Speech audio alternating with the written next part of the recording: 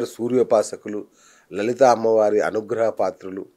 అట్లాగే దైవజ్ఞులైన శ్రీనివాస్ గారు, మనకు లక్ష్మీ శ్రీనివాస్ గారి ద్వారా ఇక నాకున్న అనేక సందేహాలు ఇప్పుడే చెప్పాను కదా గురువుగారు. ఎందుకు ఇంత తేడాలు వస్తున్నాయి? గురువులందరూ ఒకటే, శాస్త్రం సర్వోన్నతం, అది అందరికీ ఒకటే. అంతటి అద్భుతమైన శాస్త్రాల్లో ఈ వక్ర భాషలు ఎందుకు వస్తున్నాయి? ఈ సందేహాలు ఎందుకు వస్తున్నాయి? ముందుగా అమ్మవారిని స్వామివారిని ధ్యానం చేసుకొని శ్లోకంతో మన కార్యక్రమాన్ని ఆరంభం చేద్దాం. గురుగారు శ్రీమాత్రే నమః. శ్రీ గురుభ్యో నమః. శుక్లాంబరధరం విష్ణుం శశివర్ణం చతుర్భుజం ప్రసన్నవదనం ధ్యాయేత్ సర్వవిఘ్నోపశాంతయే అగజానన పద్మార్గం గజానన మహర్నిశం అనేకదంతం భక్తానాం ఏకదంతముపాస్మహే. మీరు అడిగిన ప్రశ్న చాలా గొప్ప ప్రశ్న. ఇన్ని వక్ర భాష్యాలు ఎందుకు వస్తున్నాయంటే మీకు చిన్న ఉదాహరణ ఒకటి చెప్తాను. మనం ఒక వంట చేయటానికి 10 మందికి 10 రకాల పదార్థాలు, ఒకే టైపు పదార్థాలు మనం ఇచ్చినప్పటికీ కూడా వాళ్ళు చేసే వంట ఏ విధంగా ఉంటుందండి? 10 మంది వంట చేస్తారు, అదే వస్తువులు మనం ఇస్తున్నాం, ఇదే టైంలో మీరు పూర్తి చేయాలని ఇస్తున్నాం. కానీ ఆ వంటని 10 మంది 10 రకాలుగా చేస్తారు. ఎవరి రుచి సరిపడదు కదా. ఒక ఆవిడ అద్భుతంగా వండిందంటారు, ఒక ఆవిడ మధ్యమంగా వండిందంటారు. ఇలా మనం చేసే వంటలోనే ఇన్ని రకాలు ఉన్నాయి. పదార్థాలు ఏమన్నా మారినాయండి? అక్కడ లేదు, ఎక్కడ మారలేదు. అదే పదార్థాలు, అదే టైమింగ్, కానీ వండే వాళ్ళలోనే విషయం అంతా ఉంది. కాబట్టి ఈ శాస్త్ర విజ్ఞానం కూడా అందరం చదివేది ఒకే పుస్తకం అయినప్పటికీ కూడా దీన్ని వాళ్ళ యొక్క ఉపాసనా బలం చేత వాళ్ళు అధ్యయనం చేయటం ద్వారా అది ఏ విధంగా వాళ్ళకి సిద్ధిస్తుంది, పూర్వజన్మ సుకృతమై ఇది ఎంతవరకు వాళ్ళ నోట భగవంతుడు పలికిస్తాడనేది మేజర్గా ఉన్న ఈ సందేహం. హస్తవాసిలాగా జ్యోతిష్యుడి యొక్క ప్రతిభ, పాటవాలు, వారి యొక్క సిద్ధత్వం, వారి యొక్క వాక్శుద్ధి, దీన్ని బట్టి జ్యోతిష్యం. కాబట్టి మనము ఎప్పుడు కూడా ఏంటంటే ఎందుకు ఇన్ని వేరియేషన్స్ ఎందుకు వస్తున్నాయంటే కేవలం ఇది తప్ప ఇంకొకటి లేదు. పొద్దున్న లేస్తే పంచాంగం, అడుగడుగున యమగండాలు, రాహుకాలాలు, శుభముహూర్తాలు, సుముహూర్తాలు, పెళ్లికి ముహూర్తం, బిడ్డకు ముహూర్తం, ప్రతిదానికి ఒక ముహూర్తం. ఇంతగా జ్యోతిష్యాన్ని నమ్మాలా? ఇంత అవసరం ఉందా? అసలు జ్యోతిష్య ప్రభావం మనిషి మీద ఇంత ఉంటుందా?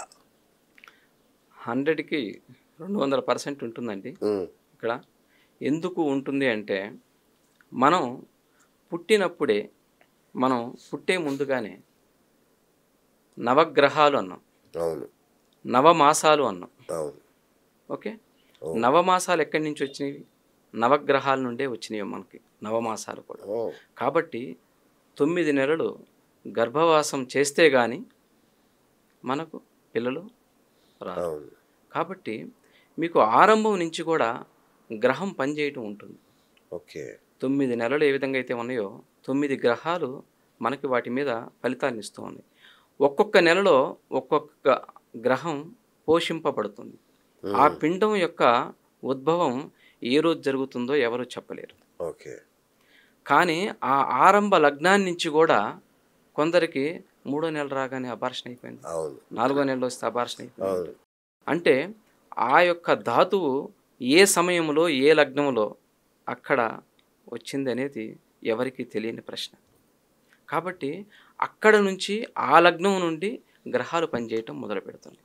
కాబట్టి ఆ లగ్నం నుండి ఎటువంటి దోషాలు ఏమన్నా ఉంటే ఆ దోషాల వల్ల ఒక్కొక్కసారి ప్రెగ్నెన్సీలు పోతూ ఉంటాయి. అదే మంచి లగ్నం అయితే మంచిగా ఉంటుంది, గ్రహస్థితి బాగుంటే సంపూర్ణంగా ఉంటారు. కాబట్టి మనం పుట్టే ముందుగానే మన లగ్నం డిసైడ్ అవుతుంది, గర్భంలోనే మన లగ్నం డిసైడ్ అవుతుంది. తరువాత భూమి మీదకి వచ్చిన తర్వాత అసలైన గ్రహస్థితి యొక్క ఫలితాలు మనల్ని పరిపాలించడం, వాటి ప్రభావం పూర్తి స్థాయిలో ఉంటుంది. కాబట్టి గ్రహాలు మనం చేసుకున్న కర్మానుసారంగానే గ్రహాలు ఫలితాలను ఇస్తున్నవి. ఓకే. మనం పూర్వజన్మలో చేసుకున్న కర్మల ఫలితాలమే ఈ ఫలితాలు అనుభవించడానికే ఈ యొక్క గ్రహాల యొక్క స్థితిగతులన్నీ కూడా అమ్మవారు, అయ్యవారు అక్కడ ఉంచారు. సరే, మీరు అలా అన్నారు. ఈ గతంలో అంటే మనకు 40-50 ఏళ్ల క్రితం తీసుకుంటే విడాకులు అనేవి అరుదు. అసలు ఒకరు విడాకులు తీసుకున్నారంటే అది టాక్ ఆఫ్ ద టౌన్. ఇప్పుడు కలిసి ఉంటున్నారంటే టాక్ ఆఫ్ ద టౌన్ అయింది కాలం. ఓకే, మరి అవే గ్రహాలు అవే మనుషులు కదా. సో అప్పుడు లేని విడాకులు ఇప్పుడు కుటుంబ కలహాలు ఎట్లా నెలలో విడిపోతున్నారు. ఒక వార్త చూసామన్నా 3 hours లో విడాకులు అంట, పెళ్ళైన 3 గంటల్లో. అమ్మ వీళ్ళిద్దరు పెళ్ళైన తర్వాత రిసెప్షన్ తర్వాత కిందకి నడుచుకుంటూ వస్తుంటే ఆ అమ్మాయి గౌన్ తట్టి తూలి పడిందంట. తూలి పడితే వీడు నవ్వాడు పెళ్లి కొడుకు. నువ్వు ఇప్పుడే నవ్వుతే నన్ను చూసి నువ్వు పట్టుకోవాల్సింది పోయి నవ్వావు కాబట్టి నువ్వు నాకు అక్కర్లేని విడాకులు ఇచ్చేసి వెళ్ళిపోయింది అమ్మాయి. ఇది కాలం. ఇది ఏంటి మార్పు? మరి మీరు అడిగిన ప్రశ్నలో పూర్వం ఎందుకు మేమేమన్నా పెళ్ళిళ్ళు అన్నీ కూడా జాతకాలు చూపించి మరీ చేసుకున్నామా అనే పాయింట్ ఇంపార్టెంట్. కాబట్టి 30 ఏళ్ల క్రితం తీసుకుంటే మన యొక్క దేశ జనాభా ఎంత ఉన్నారండి? 30-40 కోట్లు ఉంటారు. అంతేగా.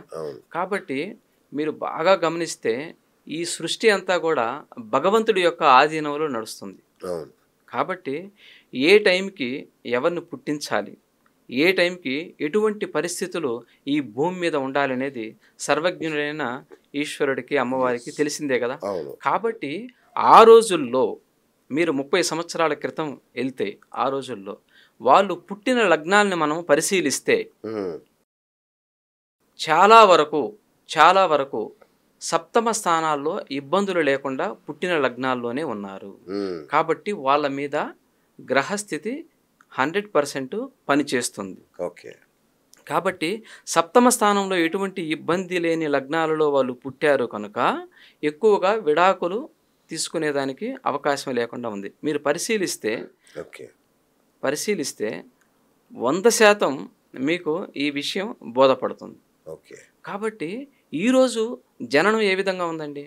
సెకనుకు ఒకరు పుడుతున్నారు, 24 గంటలు పుడుతున్నారు. ఇప్పుడు జనాభా ఎంత ఉన్నారు? 146 కోట్ల చిల్లరున్నారు. కాబట్టి ప్రతిరోజు మనకి అన్ని మంచి ముహూర్తాలు ఉండవు. అంతే కదా. 24 గంటల్లో కొన్ని లగ్నాలు మాత్రమే మంచిగా ఉంటుంది. కొన్ని లగ్నాలకు మాత్రమే సప్తమ స్థానాలు ఎటువంటి ఇబ్బంది లేకుండా, భార్యాస్థానాలు, భర్త స్థానాలు ఎటువంటి ఇబ్బందులు లేకుండా ఉంటున్నాయి. ఆ లగ్నాల్లో పుట్టిన వాళ్ళకు మాత్రమే ఇప్పుడు విడాకులు అవ్వకుండా ఉంటుంది. కాబట్టి పూర్వం ఈ పరిస్థితి లేదు. ఇప్పుడు 24 గంటల్లో సెకనుకు ఒకరు పుట్టడం చేత గ్రహస్థితి ఆ విధంగా ఉంది.